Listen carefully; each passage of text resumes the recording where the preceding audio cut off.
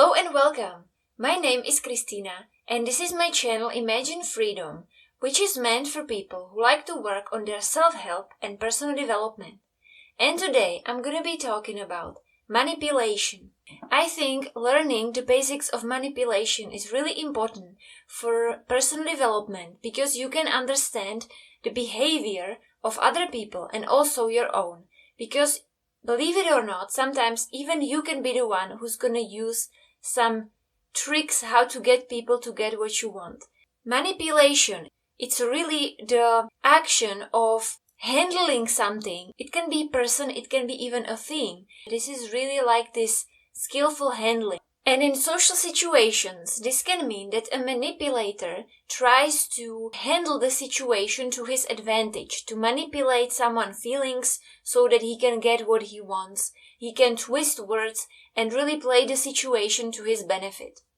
Now, in this case, manipulation is really very broad term. Imagine that you go to a job interview and you research all the things that you can or can't say, and you try to work on how you impress other people and how you behave and stuff like that. And then you go to a job interview and you want these people to hire you. This could also be manipulation. However, you can already see that these are sort of like these light life situations. You just want a job and you just are willing to do something for it. And it's really a question where the manipulation starts and ends. And also, I would like to talk here in this video about two huge types of manipulation. There are several ways how you can divide manipulators and people who manipulate. And I don't want to say manipulators because I think that anybody can use these mechanisms. And maybe in the future I'm going to make more videos about manipulation. But in today's video, I would really like to make these two examples, these big examples, because you can really find examples of this around you. And the first is the bully, and the second is the victim. What is bully? Who is bully? If somebody uses this behavior, it means that they want to make you feel fearful. They want to use threats and they want to control you by these mechanisms, and they might also use aggression. I'm not gonna go into really hardcore bullies, but I'm gonna more focus on the light bullies that you can really see this behavior in everyday life. What could a bully be like? Bully, for example, in a romantic relationships, the bully will tell you something like this. Oh, look at yourself, you look really bad. You are lucky that you have me. You wouldn't find anyone else. If your partner would tell you something like that, that means that he's using this bullying behavior. He's trying to threaten you that in case you would lose him, you wouldn't find anyone else. He's trying to make you feel fearful. And he's using this pretty much aggressive technique how to control you. He wants to control you to make you feel really bad about yourself and distort your perception of reality so that you will start to question yourself. Another example I could say could be when someone tells you, if you ever leave me, no one will love you as much as I do. And the really weird thing about this is that this can sometimes be used in romantic movies like a statement that somebody loves you so much that there simply cannot be anyone else who would love you more. No one could possibly ever love anyone as much as I love you. But if you look at it from this perspective, what the bully really does with this kind of statement is that he wants to make you feel fearful that no one will ever love you, and he's the one who can do that. Another example is the victim. That's the second big group, and the victim is really, really tricky.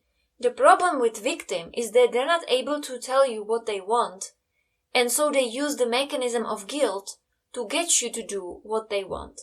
And the problem with victim is that they can behave like victims. They can be talking to you about how their life is really bad, how they never have the right opportunities, how they lack this or that, how they are disappointed with somebody, and they will keep going on and on about that, and they will try to make you feel guilty. And when you do feel guilty, when you listen these stories, you start to feel like it's your fault somehow, like you don't support this person enough or something like that. And so you start feeling guilty, and you try to go and help this victim and release their suffering a little bit. But what you don't realize here is that the victim, their core, their goal is not to feel better. Their goal is to keep being victims and use this mechanism over and over again. So if you ever engage with a victim, there's nothing you can do to make them feel better. You can only engage in the circle which they're doing. You can feel guilty, and like that you can guilt yourself, and the victim can keep being a victim, and like this you guys can interact. What are the phrases that the victim can use? Because these phrases are really sneaky. Victim can tell you something like, "No one loves me," or "I'm not important to anybody," or "No one has ever loved me." And they sort of want to make you feel sorry for them. And also, you might start to feel guilty partially because maybe this victim is your friend, and maybe you feel like, I should be the one who likes them, I'm their friend, and you feel guilty that you're not really sure. I was also thinking if I should put there another example, and that is the so-called Mr. Nice Guy. Who is Mr. Nice Guy? It's the kind of guy who's just gonna be so nice that they're gonna do everything for his girlfriend. He's gonna shower her with attention and compliments and gifts. And then, because he's super nice to her, he's gonna expect something in return. He's not doing it because he would love her so much. He's doing all these things because he wants to make sure that he has her. And now, with the mechanism of guilt, she should feel guilty enough to repay him for his favors which he did. And so this person manipulates the other person in a way that they want to make sure that this other person owes them and that they're gonna give it back to them in a way. Because the Mr. Nice Guy, he's not able to ask directly for what he wants. And this can also happen with girls. Stuff like, "Oh, I gave him everything and he left me." You know, she's trying to guilt him up with these kind of sentences. A woman tells a man something like that, like, "I did everything for you and you just cheating on me." She's trying to inspire a feelings of guilt in him and make him act differently. And this is, I believe, very similar mechanism with the nice guy. And what is problem with this is that the victim, in this case, in the Mr. Nice Guy or the nice girl, they usually lack self-confidence. They feel like they're not enough as they are and they have to do something for the other person. And when it doesn't work, they get really hurt and pissed off. But the problem is that if you enter a relationship, you should be aware of the fact that you are a worthy human being as you are, and you don't have to give the other person anything. You don't have to buy them with your attention or gifts, or with you doing all the work. If you are a girl and you do a lot of work for the guy, you don't have to do all these things. You know, you should have self-confidence and also be nice to this person, but have respect for yourself enough to know that you don't have to shower them with all these things.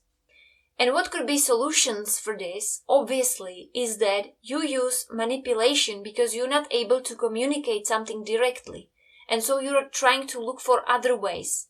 You want something, but you're not able to tell it to the other person.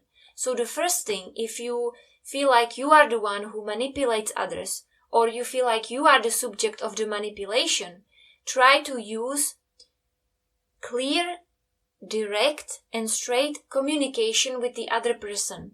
You have to really understand when there is a behavior which is not all right, and let the other person know that you know about this behavior and you don't want to engage in this kind of behavior, and that there are other solutions how you can communicate with each other.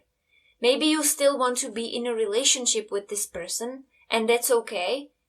Maybe this is not a bad person who uses these techniques. It doesn't have to be. but they just need some help with the straight and clear communication. So this is where you can really set boundaries and talk about the things that bother you.